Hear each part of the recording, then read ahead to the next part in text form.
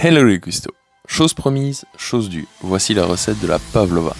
Donc si vous aussi vous avez envie d'inviter une ballerine russe dans vos assiettes, restez bien jusqu'à la fin de la vidéo, c'est ici que tout se passe.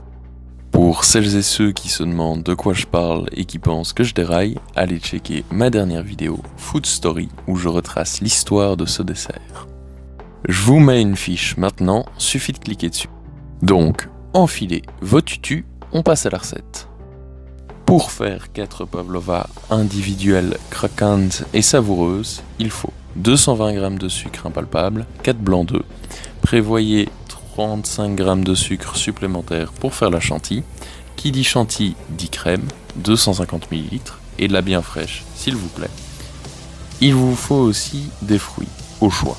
Moi, ma danseuse, elle a des goûts exotiques, donc une mangue, 2 fruits de la passion, 3 poignées de framboises et la même de myrtille.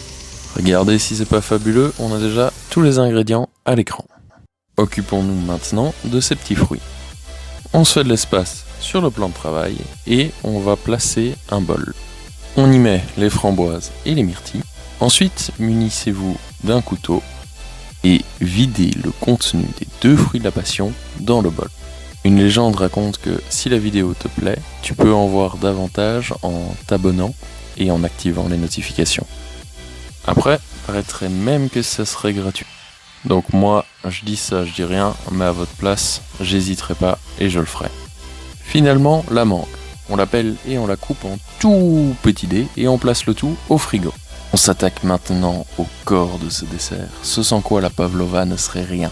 La meringue. On sépare le blanc de l'œuf du jaune et on fait ça 4 fois. Que fait-on de ces malheureux petits jaunes d'œufs? Les jeter? Non, c'est hors de question. Je vous mettrai en commentaire une recette de gâteau au yaourt rien qu'avec des jaunes d'œufs. Donc pas de gaspillage sur cette chaîne. En parlant de commentaires, pensez à mettre votre plus beau message, ça fait toujours plaisir et en plus ça augmente le référencement. Bref, on commence à battre les blancs d'œufs et on y incorpore le sucre petit à petit. Votre mission, si vous l'acceptez, obtenir des blancs d'œufs montés en neige bien fermes. Mais regardez-moi comment ils tiennent bien en place, c'est tout simplement merveilleux. Bon, le plus dur a été fait, maintenant on passe aux finitions. Prenez une plaque, puis une feuille de papier sulfurisé, la feuille sur la plaque. On dispose les blancs d'œufs battus en neige, à la cuillère ou à la douille. C'est au choix, la douille offre un résultat plus régulier, cependant la cuillère, ce que j'ai fait, c'est le choix de la paresse, mais c'est tellement plus rapide. Pensez malgré tout à bien espacer vos meringues, histoire qu'elles ne se chevauchent pas l'une l'autre à la cuisson. Allez, tout ça file cuire, donc 1 heure dans un four préchauffé à 120 degrés.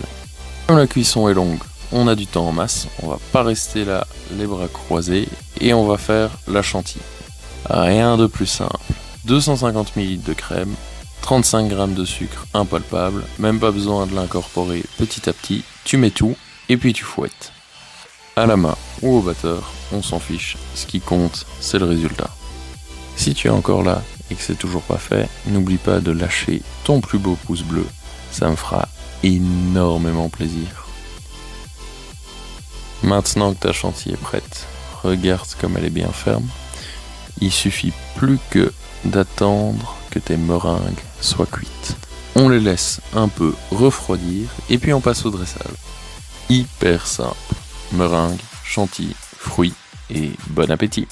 J'espère en tous les cas que ça t'aura plu. Je compte sur toi pour faire connaître la chaîne et partager ma vidéo en masse. Et d'ici les prochaines recettes, prenez soin de vous.